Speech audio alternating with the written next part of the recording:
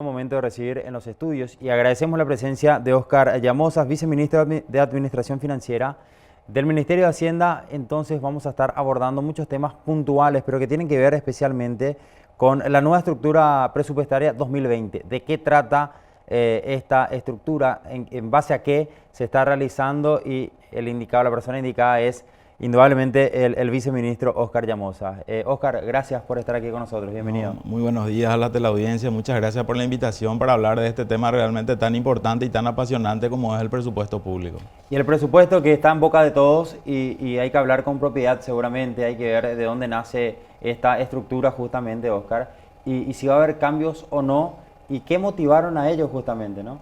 Bueno, mira, nosotros estamos justamente trabajando ahora en la consolidación ya del anteproyecto de presupuesto general de la Nación para el año 2020 y desde el Ministerio de Hacienda vamos a darle un nuevo enfoque a este presupuesto, una nueva mirada más enfocada hacia los resultados, ¿verdad? Hasta hoy los presupuestos más bien reflejan las necesidades institucionales, sus estructuras, pero no nos dicen mucho acerca de qué bienes o qué servicios esa entidad provee a la ciudadanía y principalmente qué resultados se espera lograr con esto, ¿verdad? Entonces ese es el cambio que estamos trabajando ya desde hace un tiempo desde el Ministerio de Hacienda y que va a ser una innovación realmente para el año 2020, ¿verdad? ¿Qué se entiende con diseñar el presupuesto en base a resultados, Óscar?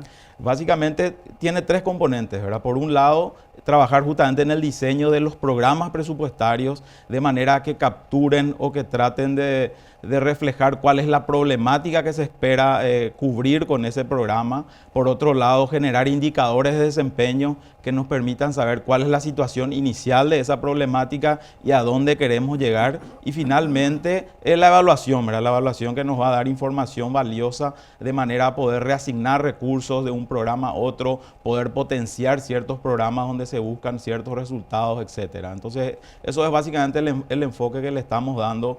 Por darte un ejemplo, si uno mira el presupuesto del Ministerio de Educación, uno puede ver varios programas, por ejemplo, uno relacionado a la educación escolar básica, donde hay unos números de recursos asignados a ese programa, pero no nos dice mucho de qué se espera lograr con eso, ¿verdad? No nos dice si lo que queremos es mejorar la retención escolar, si lo que queremos es lograr mejorar la calidad de la educación, etcétera. Entonces, con esta nueva mirada lo que buscamos es justamente eso, ¿verdad? Que la ciudadanía y todos podamos saber que los recursos que son asignados a cada uno de los programas presupuestarios tengan algún objetivo y algún resultado que se espera con eso, ¿verdad? Óscar, ¿será que nos puedes hablar y desarrollar acerca de esta situación que seguramente para el común cuesta interpretar o al menos justificar las categorías y los incrementos salariales que de repente van mucho de la mano también, ¿no? De acuerdo a la categoría que va teniendo uno en la función pública, automáticamente genera mayor ingreso. Y si está previsto, si está contemplado dentro de lo que va a ser el presupuesto 2020 los incrementos salariales. Respondiendo a tu última pregunta, no, ¿verdad? Incrementos salariales no estamos previendo para el anteproyecto de presupuesto 2020. Y con relación a tu primera pregunta de las categorías, ¿verdad? El anexo de personal, que es un componente del presupuesto, está compuesto por categorías salariales que son asignadas a cada uno de los funcionarios del servicio civil, ¿verdad? Hoy la realidad es que existen varias tablas salariales y varias categorías.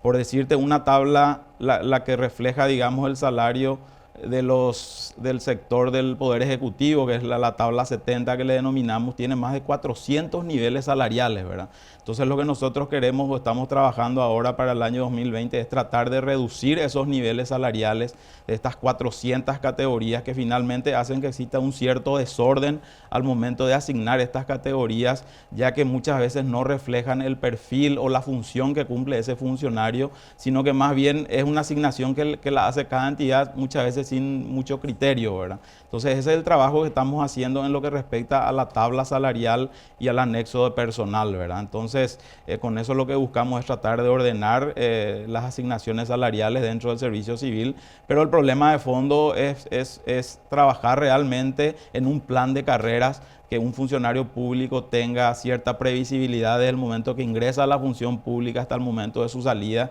y pueda realmente hacer una carrera dentro del sector público, ¿verdad? Eso es lo que hoy no se cuenta. Entonces, por eso muchas veces el anexo de personal es bastante desordenado y no sigue, digamos, una lógica al respecto, ¿verdad? 400 categorías. Más de 400 categorías salariales, ¿verdad? Desde el presidente de la República hasta el último auxiliar, ¿verdad? Hoy tenés categorías de auxiliares, o un auxiliar puede estar ganando o salario mínimo o puede estar ganando 9 millones, ¿verdad?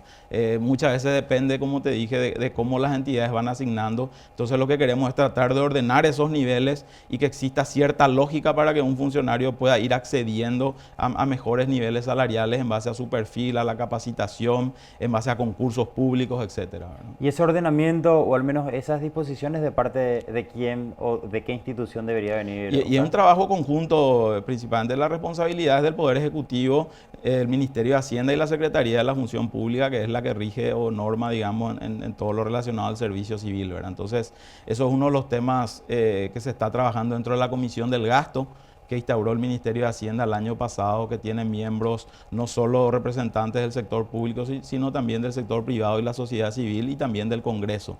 Y uno de los temas centrales que se identificó dentro de esta comisión es avanzar en un ordenamiento de lo relacionado al servicio civil, a los gastos salariales, ¿verdad? Por otro lado está lo de compras públicas y también lo relacionado al sistema de jubilaciones y pensiones. Estos son los tres pilares sobre los cuales esta comisión está trabajando y obviamente el Ministerio de Hacienda es el soporte técnico y convoca a las entidades relacionadas a cada tema. El tema de compras públicas obviamente se está trabajando con la Dirección Nacional de Contrataciones Públicas y lo relacionado al servicio civil con la Secretaría de la Función Pública. Porque existe también, tampoco no es ninguna novedad, Oscar, pero está bueno compartir, debatir sobre este tema, que dentro de las diferentes instituciones, y especialmente las más pequeñas, muchísimas direcciones.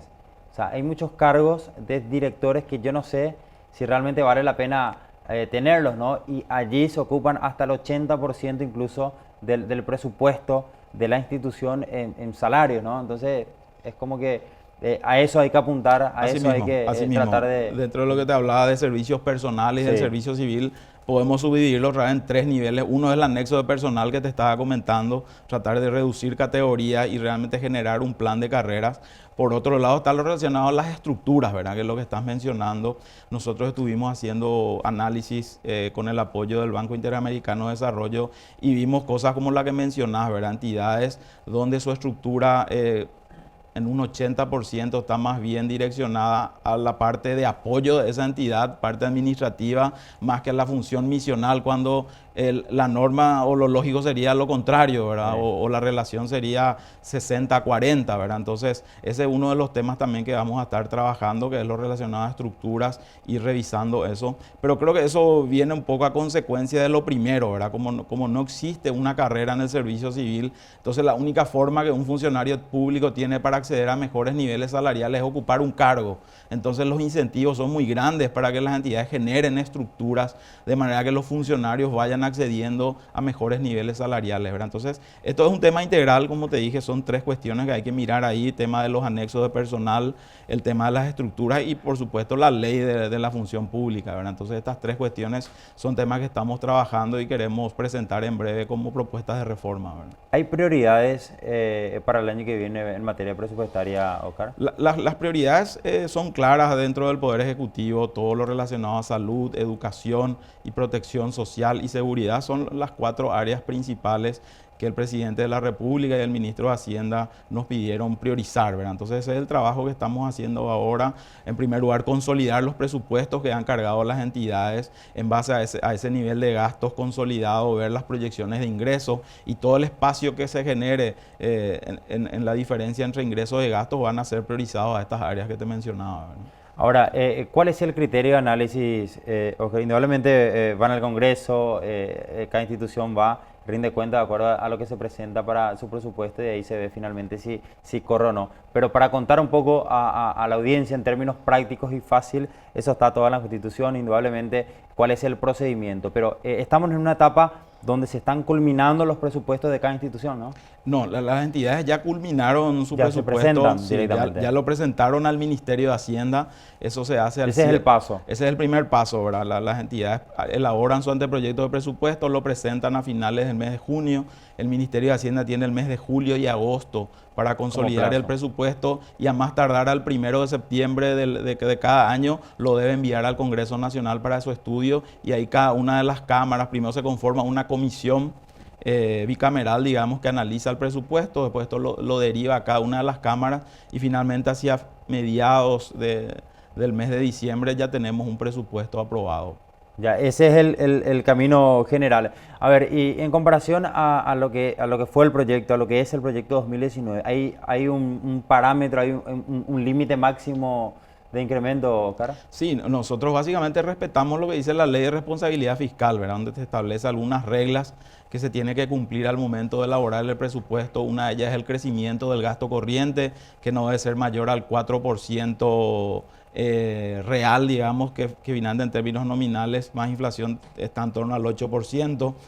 Después está la regla relacionada a los aumentos salariales que no deben ser mayores al incremento del salario mínimo. Y finalmente la regla relacionada al déficit fiscal que no debe ser mayor al 1,5 del Producto Interno Bruto, ¿verdad? Esas son las tres cuestiones básicas que nosotros corroboramos al momento de elaborar el anteproyecto de presupuesto.